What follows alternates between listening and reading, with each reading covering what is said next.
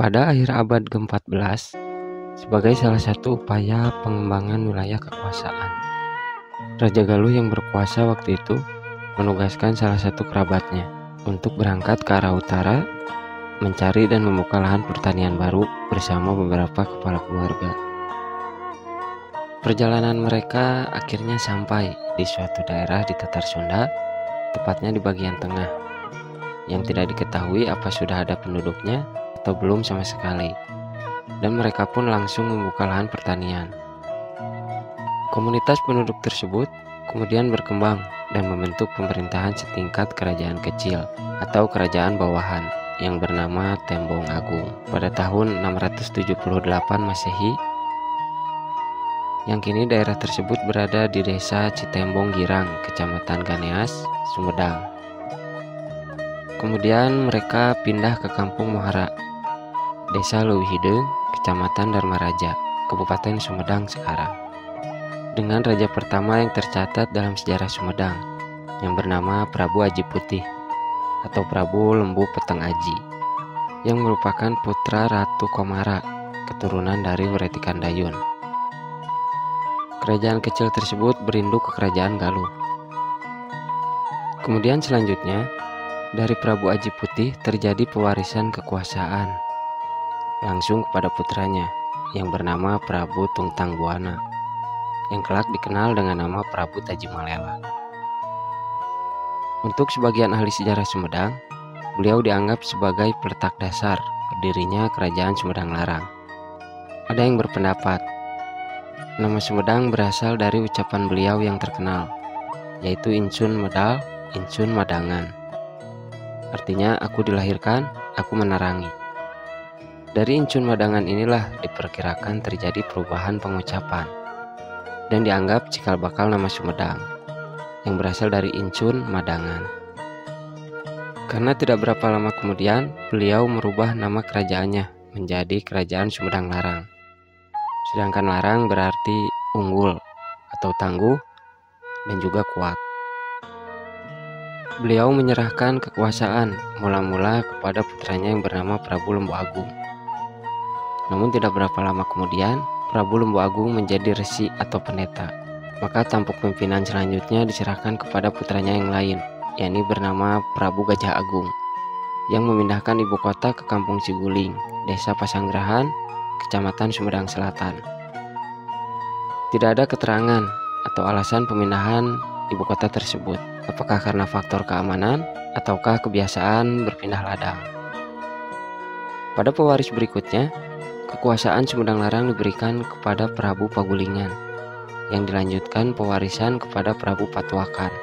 Kemudian diberikan kepada Putri Nyimas Ratu Patuakan. Tidak ada keterangan apakah beliau bertindak sebagai pemegang kekuasaan sesungguhnya atau pendamping suami atau raja. Dari Nyimas Ratu Patuakan kemudian diwariskan kepada putrinya yang lain, yaitu Ratu Pucuk Umun atau Nyai Mas Ratu Inten Dewata, yang kemudian hari diperistri oleh Pangeran Kusumadinata atau Pangeran Santri dan dikaruniai 6 orang anak. Walaupun Ratu Pucuk Umun adalah keturunan langsung sekaligus pewaris Kerajaan Sumedang Larang, namun karena tradisi yang berlaku atau beberapa pertimbangan, maka yang diangkat sebagai Raja Sumedang Larang berikutnya adalah sang suami yang bernama Pangeran Kusumadinata atau Pangeran Santri yang merupakan keturunan Cirebon. Beliau memerintah Sumedang Larang dari tahun 1530 sampai 1578. Pada masa ini, ibu kota Sumedang Larang dipindahkan lagi ke wilayah Kutamaya, Desa Padasuka, Kecamatan Sumedang Selatan. Dalam silsilah keluarga Sumedang, Pangeran Kusumadinata atau Pangeran Santri, selain dianggap sebagai raja daerah atau Mandala, juga mendapat gelar jabatan Nalendra dari Kerajaan Pakuan Pajajaran. Beliau dijadikan titik tolak urutan para keturunan Sumedang, serta diposisikan sebagai bupati pertama, walaupun istilah bupati belum dikenal pada waktu itu. Mulailah urutan para penguasa atau bupati yang memerintah Sumedang secara turun-temurun.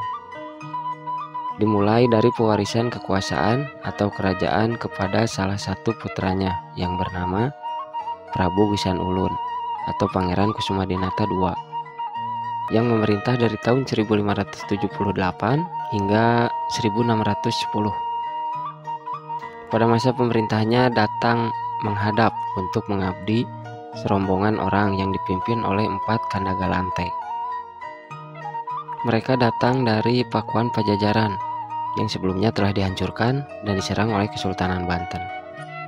Kedatangannya, selain melaporkan bahwa Pajajaran telah bubar atau telah hancur, juga meminta agar Prabu Gisan Ulun meneruskan kepemimpinan Pakuan Pajajaran.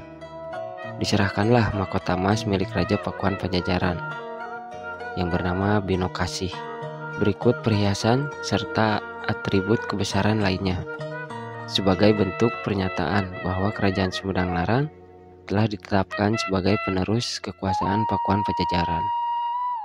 Dengan kejadian tadi, berarti kedudukan dan kekuasaan Prabu Gisan Ulun yang merupakan Raja Sumedang Larang menjadi lebih besar karena menerima hibah sebagian besar wilayah bekas Kerajaan Pakuan Pajajaran yang meliputi seluruh Tatar Sunda kecuali Banten dan Cirebon. Sementara Raja Pakuan terakhir, yakni Prabu Surya Kencana, menurut kabar menyingkir ke Gunung Salak sambil menghimpun kekuatan untuk serangan balasan. Namun tidak pernah terlaksana karena beliau keburu meninggal.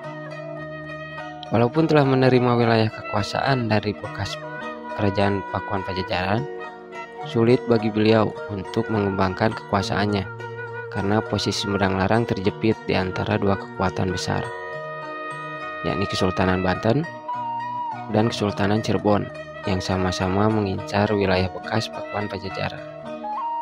Pada masa pemerintahannya terkenal dengan peristiwa yang menggemparkan, yaitu peristiwa Ratu Harisbaya. Ratu Harisbaya merupakan salah satu istri dari Raja Cirebon, yakni Pangeran Girilaya Panembahan Ratu. Terjadi penyerbuan Cirebon yang mengakibatkan beliau terpaksa menyingkir ke Dayaluhur bersama Ratu Harisbaya serta sebagian kecil rakyat dan pengikutnya. Meski pada akhirnya tercapai perdamaian dengan Cirebon, namun Sumedang Larang mengalami kerugian besar, yaitu hilangnya wilayah Sindangkasih yang sekarang dikenal dengan nama Kabupaten Majalengka, yang diserahkan kepada Panembahan Ratu Cirebon sebagai pengganti Talak 3 atas nama Ratu Harisbaya. Sejak itulah pusat pemerintahan Sumedang Larang pindah dari Kutamaya ke Dayaluhur, dan akhirnya beliau wafat serta dimakamkan di sana bersama Ratu Harisbaya. Ratu Harisbaya diperistri oleh Pangeran Gisan Ulun sebagai istri kedua dan memiliki 3 orang anak. Salah satunya bernama Surya Diwangsa yang kelak bergelar Pangeran Kusumadinata IV. Sementara dari istri pertama yang bernama Nyai Mas Cukang Gedeng Waru memiliki 12 anak. Salah satunya bernama Rangga Gede dan diberi gelar Pangeran Kusumadinata II. Untuk tidak menimbulkan pertengkaran di kemudian hari, maka pada tahun 1601 wilayah Sumedang Larang dibagi menjadi 2 dan masing-masing dipimpin oleh kedua putranya yang tadi dijelaskan. Masa pembagian kekuasaan tersebut menjadi masa-masa akhir dari Kerajaan Sumedang Larang dengan menyandang gelar penerus Kerajaan Pajajaran atau Sunda Galuh.